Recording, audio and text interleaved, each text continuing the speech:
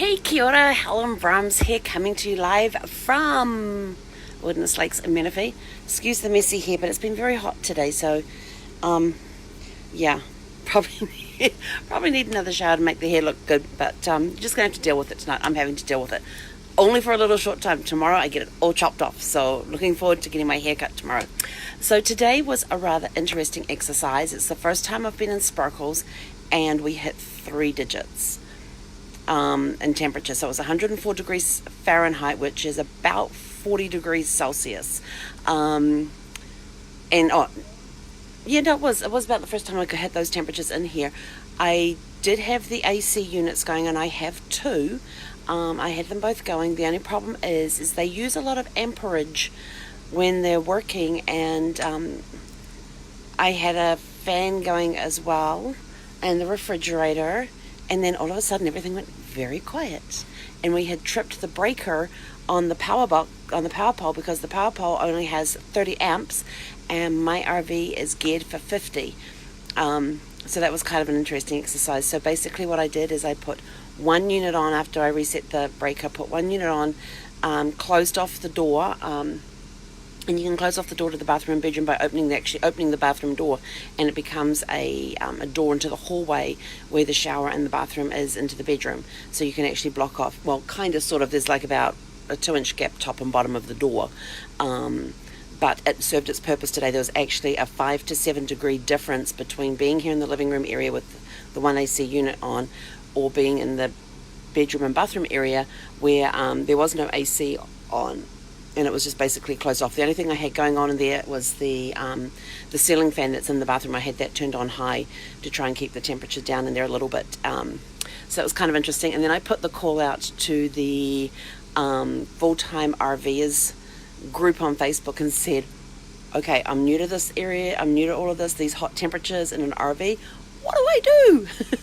And they've come back with some awesome suggestions, even things like, putting a sprinkler, just getting a sprinkler and sticking it on the roof to cool down the outside of the RV that way, to dampen it, to spraying water around the ground if you're on asphalt or on concrete or on gravel, to stop the heat radiating back up to the RV.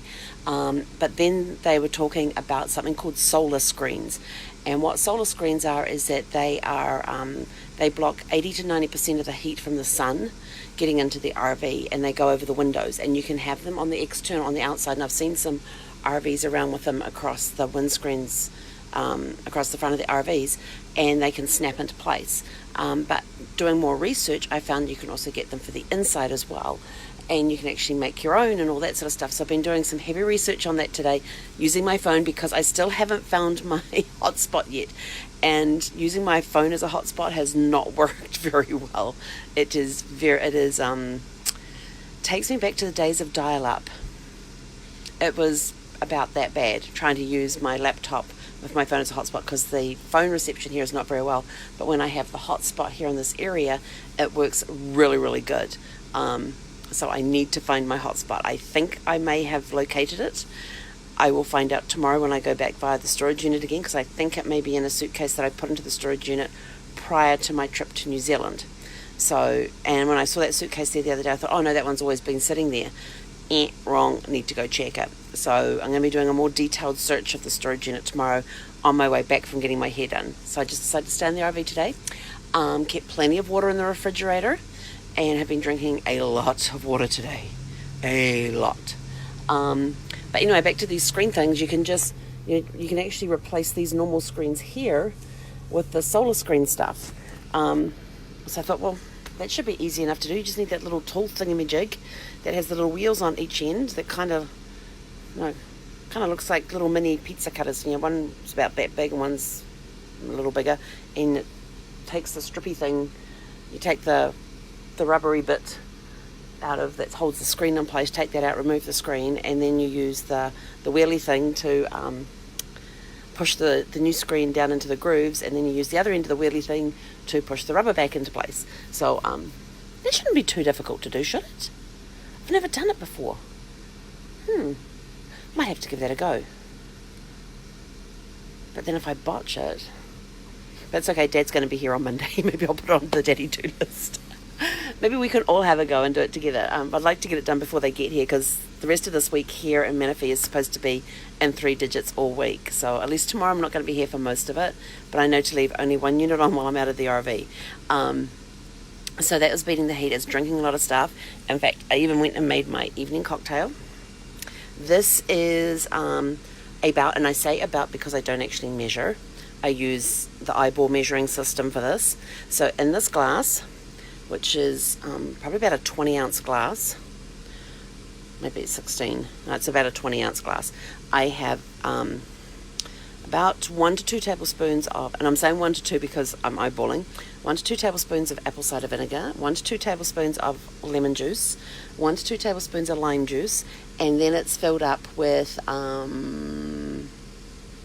sparkling water. I think it's Peregrino. Comes in a green bottle. I know what it looks like on the shelf, but this is my refreshing. Oh God, sorry, made that one a little on the tart side. Oh, saliva gland exercises. Have something tart. Oh, jeepers, that one was a little on the tart side. Going to be tasting that one for the rest of the night. But that's my evening cocktail. It's very refreshing, and so with this heat, it's going to taste amazing. If I can tone down the tartness a little bit, yes. I think we got a little heavy-handed with the apple cider vinegar and the lemon juice and the lime juice, but that's okay. I will plow through because the saliva glands need some exercise. Exercise your saliva glands to avoid infections. How do you do that? You massage your saliva glands down here. Then you massage the saliva glands here on each side of your face. And then drink lots of fluids. And then you have to shock your saliva glands. You have to shock them by having something tart, which forces them to work. So that's how you exercise your saliva glands. You should be doing it on a daily basis to avoid infections, because infections in saliva glands can be deadly. So I found out. But yes, ask me how I know. Yes, I got told off for letting it go so long without antibiotics, but I went to the doctor as soon as I found the lump there, and 2 days later I was at an ENT specialist, and he got annoyed because I hadn't been on antibiotics for 2 days. My doctor didn't know what she was dealing with. She sent me to the specialist to find out so I'd get the right antibiotics. Ooh, look at this. Oh, yeah, the sun's setting out there. I don't know if you can see that, but it's pretty and pink over there. So that's about beating the heat in an RV. It is going to look at replacing the screens that we already have, and then finding a way to put the screening material on these parts of the window here where there is no screen. Finding a way to secure those screens over the windows so that we can help beat this heat. And I definitely want to get it done before Mum and Dad get here, because one of the areas we're going to is Moab in Utah, so we can go and explore either Arches National Park or Canyonlands. We haven't decided which yet, maybe both, depending on how we go. And August is the hottest month of the year to be there, and we're going to be there in August. So I'd like to get that sorted out. And then I'm not sure what other places we're going to where it gets rather hot, although we're staying on the west coast of the US, and we're also going up to British Columbia as well, so want to be prepared for heat. And most of our campgrounds have the 50 amp outlets. There's a couple that have 30, but they're only overnight stays, so that's not so bad. We know how to fix that one. And with the screens on, it's going to help reduce the heat. So that's it. Oh, the coffee. Remember yesterday when I was showing you those different products and I told you about the keto coffee? It is awesome. Usually in the morning when I have breakfast, I have a cup of herbal tea. And it could be, like in New Zealand, I was doing the turmeric with lemon, or I was doing lemon and ginger. Lemon and ginger is usually my go-to one because it's really good for the digestive system. And then all the health benefits of lemons as well. But this morning I tried the keto coffee, and I think my herbal tea is going to get bumped to like morning tea or lunchtime. So, because that coffee was, and I'm not a coffee drinker. I used to be years and years and years ago. In fact, I kind of picked up Brad's slogan, and Brad's slogan for coffee was vile, disgusting black liquid. But this is not vile, disgusting black liquid. This is really good stuff. If I'm bumping my herbal tea, you know it's got to be good, because I don't bump my herbal tea for breakfast if it can be avoided. So, keto coffee is taking place of my breakfast beverage right now. And then I tried the 2 packs that looked like it was one big pack that had the 2 little jars inside, and I can't remember the name of I think it was the GT Fusions, I think it was. That was amazing. great flavour. And usually with powdered drinks, especially fruity ones where you just add water, I get a little hesitant on those because they can taste powdery or gritty. But this dissolved beautifully. It tasted great. So that was really cool. And then the Essential GTs actually... I'm running out of battery. The Essential GTs where you have the ginger, the turmeric, the 2 little red pills, and the multivitamin ones. The 2 little red ones being the omegas and other good stuff. They come in little packs, so you don't have to worry about, I need 2 of these, I need 2 of these. Nope, they come in a pack. You just take the whole pack. It's awesome. Actually, I'm going to show you what that comes in. So these here actually have individual packs inside. Let's see if I can get this open. Hang on. I'll put you down for a sec. And you can look at my lovely ceiling. That's a ceiling fan over the kitchen.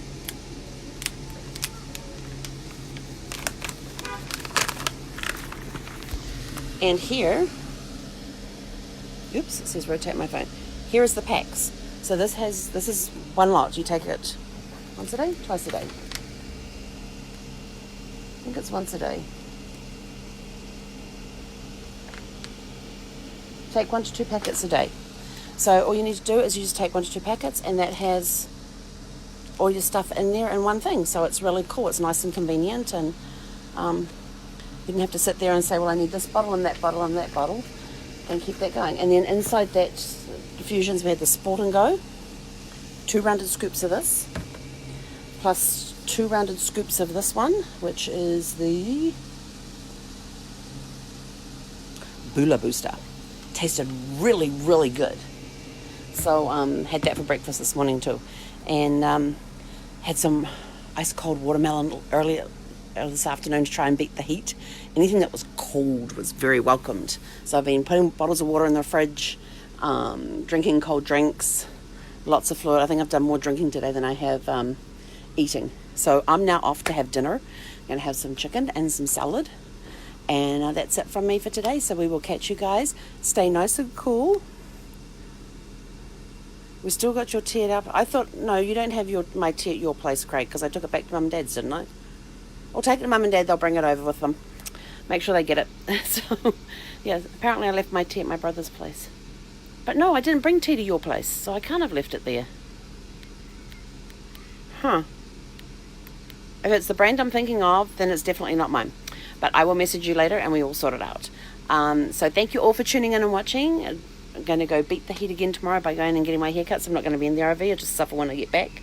But hopefully it'll be cool enough by the time I get back that I can open all the doors and windows, because I have them all open right now. There's a great breeze coming through. It's down to like 79 outside right now. So hopefully we can get the RV a lot cooler tonight so we can get some sleep, because sleeping in heat is not good. Okay, talk to you guys tomorrow. Have a great evening. He konera.